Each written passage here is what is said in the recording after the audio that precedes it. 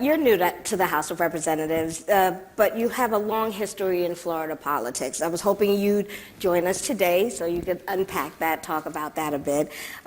So thank you for being here. Let me start with this.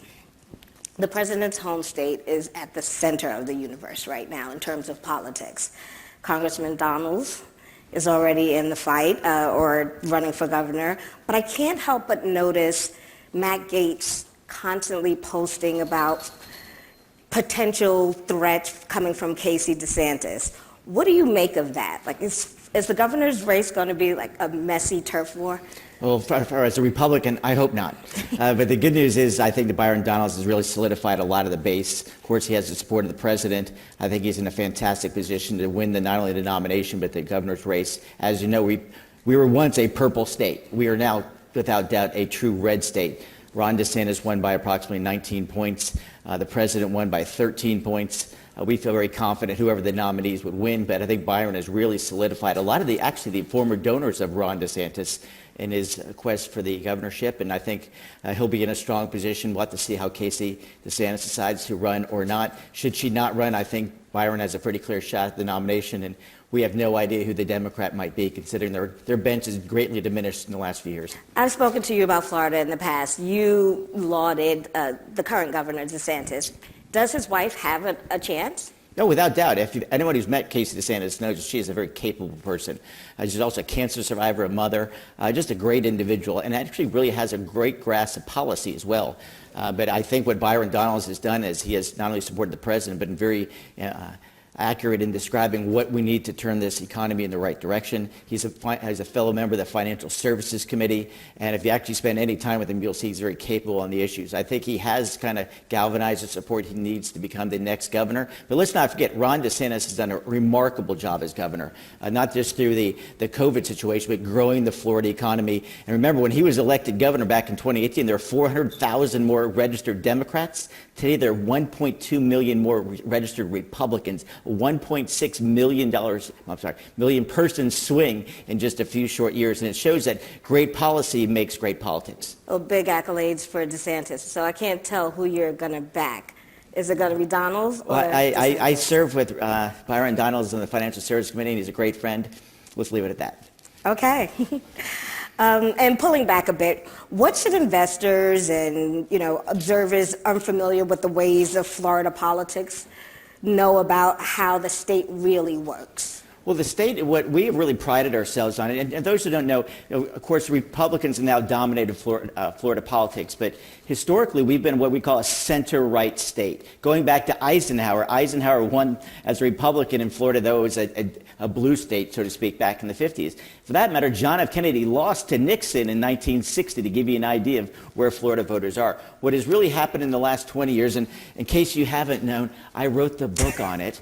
The idea is this, is that we are a center-right state, and as the Democrats in Florida move to more national, more liberal Democrats, they have really lost ground in Florida. But what has really, I think, helped us, even when we had bad years nationally, 2006, 2018, bad year for Republicans, Republicans in Florida still did incredibly well. We won the governor's races both years. In fact, Ron DeSantis, of course, in 2018. Even Rick Scott won a tight race for the Senate in 2018. But what makes us, I think, successful is that we are competent. I mean, you know how we handle hurricanes very well. It's a reality of living in Florida. We have great directors that you would call FEMA here in Washington, D.C., and we handle the government in a competent way. The other thing that we do is we have balanced budgets without raising taxes. For example, when I was leader of the Senate back in 2012, we had a large budget shortfall. And in Washington, D.C., they consider a cut a slowdown in the increase. We actually had to spend less money year over year. And what we did, we made hard choices. And so what we offer to the business community is a couple things. One is we offer certainty and stability. And they also know that they're not going to have a tax increase. And that's why you've seen so many folks move into Florida. And because of that competency and certainty and stability, I think that's why the Florida economy has done so well, and why Republicans in turn have done so well. How do you account for the national boom of politicians coming from Florida? You look at the administration, there are a ton of Floridians there. I'm talking Pam Bondi, the Secretary of State, Marco Rubio.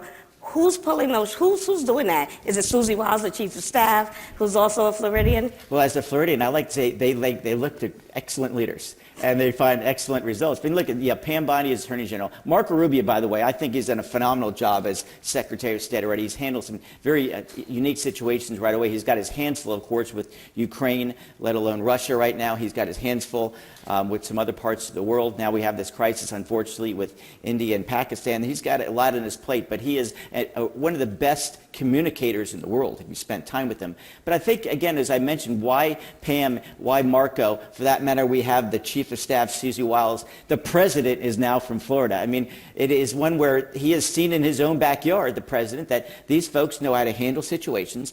Have done incredibly well in Florida, and why not bring more of Florida up to Washington, D.C. is kind of been my vision.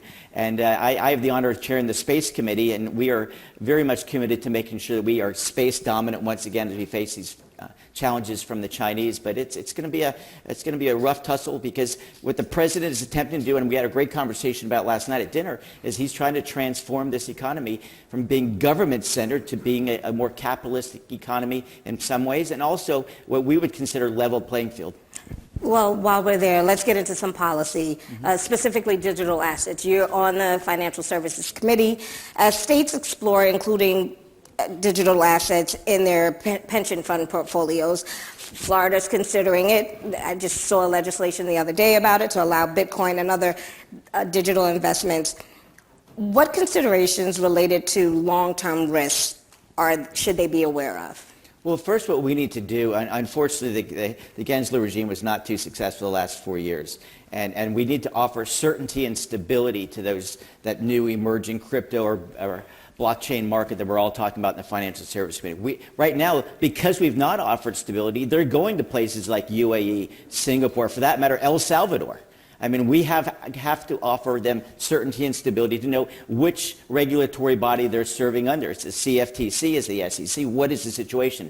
And so we've already passed what we call digital assets out of our committee, bipartisan support. We need to do the same with what we call market structure. That's where those companies that are coming into this field will know if they do business in the United States, who will regulate them in a straightforward way. Because right now, or the last 4 years, there's been that uncertainty, and that's why we have not seen the capital investment we want to see. We're confident under the leadership in the House of French Hill, our chairman, that if we offer market structure and digital assets, that those resources that are going in different places will come to the United States, and we will be the nation that leads this charge. I'm a big believer in blockchain and digital assets. I think it is the future, but we need to do it in a way that's constructive, and we don't want to limit the possibilities that these might have, because if we get too restrictive, you won't see the innovation and change that we need in this ever-changing world. I wanted to touch on that. You did pass a stable coin legislation.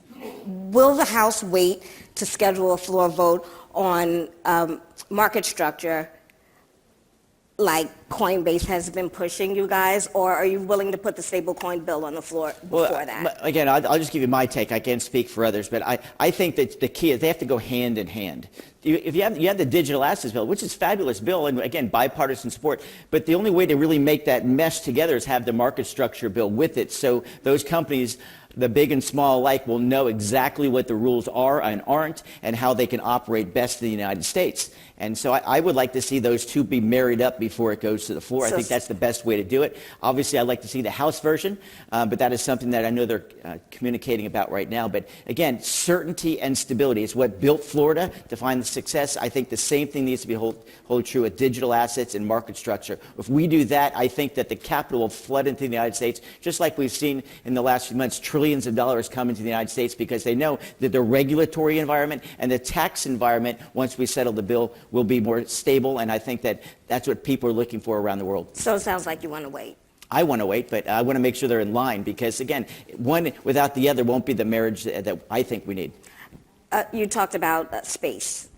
Being on the committee, DOGE, the Department of Government Efficiency, shuttered 3 departments in NASA. And the agency subsequently canceled about $420 million in grants and contracts. Are you concerned about the jobs in Cape Canaveral, because that's in your district? You serve on that committee. Can you talk about No, that? look, I mean, it's good and bad. But here's the reality. Just a few years ago, we were relying on the Russians to get their own space station. I mean, these are the folks who literally fought us in the Cold War, involved in the first space race, which we, of course, won in 1969. But we've been not back to the moon since 1972. We're going back to the moon. Artemis 2 goes off next spring. In my district, SpaceX just invested $1.8 billion in our district, 600 jobs after the construction's done. These are high-paying six-figure jobs at minimum. We are very confident of where we're going, and we need to create the right mix between NASA, our government space, and commercial space. I was literally at Blue Origin 2 days ago. They are on emerging as well. Starship is coming to Florida. I'm actually cautiously optimistic NASA will move the headquarters to Florida. But that said, NASA's got to find its right spot. There is absolutely a role for NASA. Some of the numbers that are being thrown around, I think, are preliminary. There are some concerns about some of our satellites and telescopes, but we're going to find that right mix. Dr. Babin, who runs the entire science committee, which I chair the space subcommittee, we are finding that mix where we want to win the space race because China being dominant in space is a great concern of ours. It is the ultimate high ground. My son is in the United States military, in the Air Force. We know that if we don't have those GPS satellites in place, God forbid something breaks out, that we will not have a successful effort. So it is a push from the president. And remember one last thing. The president literally created the Space Force. I mean, that's his commitment to space. So I'm very confident that in the end, we'll find the right numbers to balance out between commercial space, let alone, of course, the military factors in space. Speaking of cuts, the Financial Services Committee, you guys are slated to do your tax agenda on April 30th. Correct. Where are you going to find $1 billion in savings? Well, I don't know if those who don't know the market, but the CFPB is a redundant system. We've had regulatory effects since the 1930s after the start of the Great Depression. We know that the banks are regulated not just by the Fed, but by the state. We have plenty of oversight on banks. What we want to see, and the great thing is every person in this room knows, there is real competition among banks. If you don't like your banks, there's plenty of others to go to work with. CFPB is just a government entity that has kind of outlived its usefulness. And what I dislike about it most as a former college professor teaching U.S. history, constitutional history, is that the CFPB is not overseen by the Congress, it's overseen by the Fed. And that's not right. We have to have this balance where we have sufficient oversight. CFPB, in my opinion, is not there. The adjustments that we want to make will not affect their general mission, but we are going to find savings there because there's plenty of money there because it's currently funded by the Fed, not by the Congress. Can you be specific about what money you guys are targeting?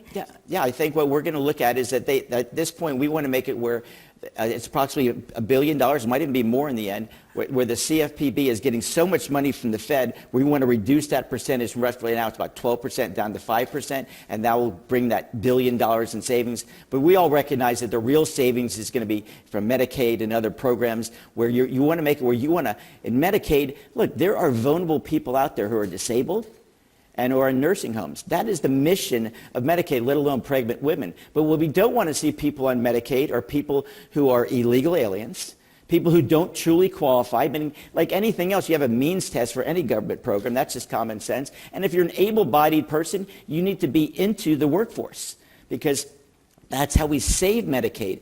I'm a compassionate Republican in the idea that there is a role for government. I'm not an anarchist, let alone a libertarian. We have a responsibility to take care of our most vulnerable. But we're putting those people in jeopardy when illegals, people who truly don't qualify, or able-bodied Americans are preying on this system and taking from a system that is desperately needed by so many Americans. I can see the headlines now. Haridopolous cuts Medicaid. So let's clarify. I'm going to cut Medicaid from folks who should not be receiving it. Those are illegal aliens. Those are people who lie on their forms or aren't doing income checks. And those are people who are able-bodied and can go out in the workforce. That saves the system for people who are truly in need. Pregnant women, people who are in nursing homes, and of course the disabled. That's who we need to provide that safety net for because they're in a very difficult situation. Congressman, thank you so much for doing this. Well, my pleasure. Really Thank you so appreciate it. much. Have a great day, y'all.